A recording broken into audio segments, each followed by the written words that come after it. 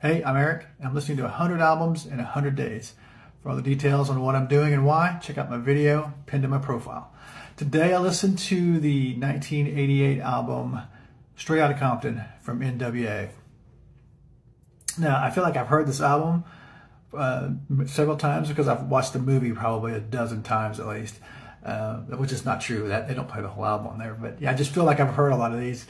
But I have I have a story to tell about the album. I have heard the album once in 1988. So it came out in 88. I heard it late in 88. So I went to I'm going to get to the album and what I think about it after I tell you the story, just to give you some background with me and the album.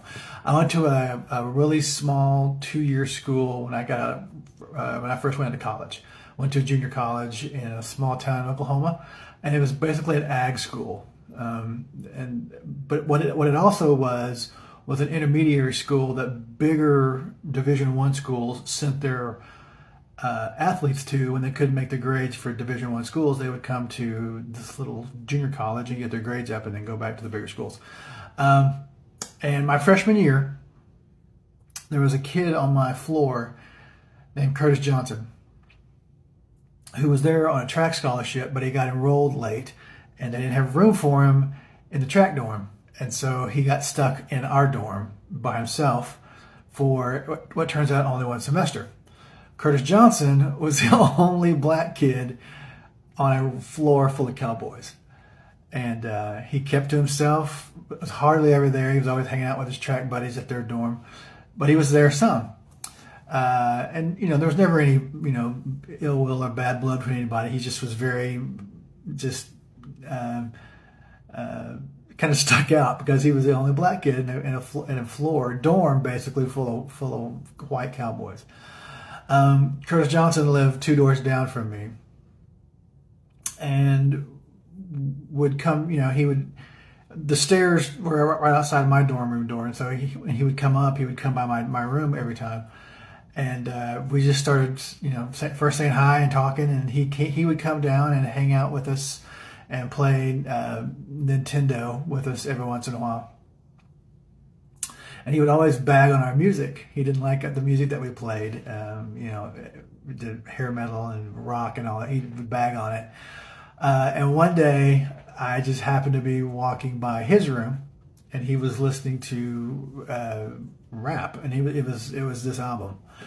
And I sat down and we listened to it together all the way through.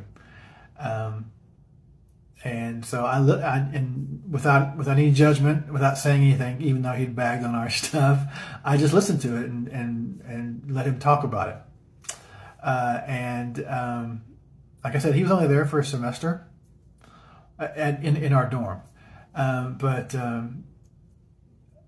I think that was, I'm probably over dramatizing this, but it kind of bonded us because I bothered to sit and listen to his music instead of him just bearing with ours. So I have heard this album once, okay, but and as I listened to it today, I remembered a lot of it.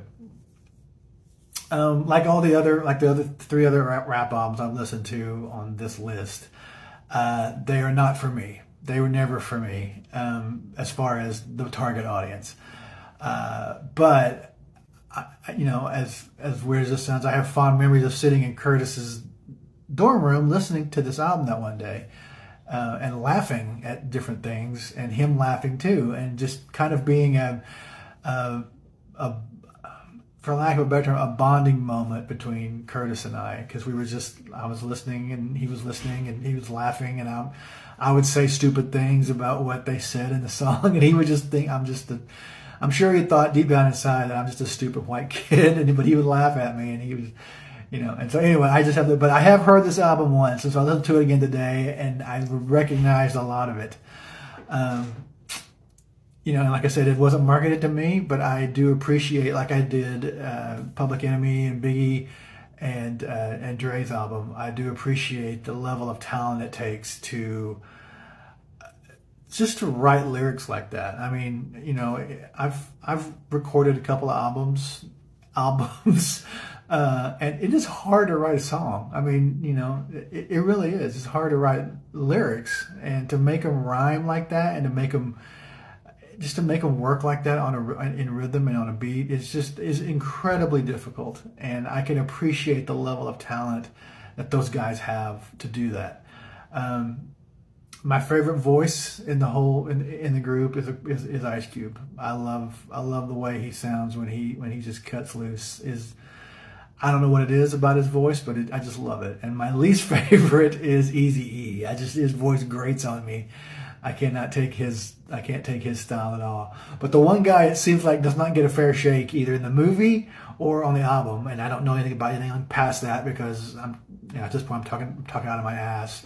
I don't know anything about the rest of their careers or their other albums. But MC Ren is the sole voice on Quiet on the Set and If It Ain't Rough. And he is every bit as good, if not better, than the other three that are featured more prominently than he is.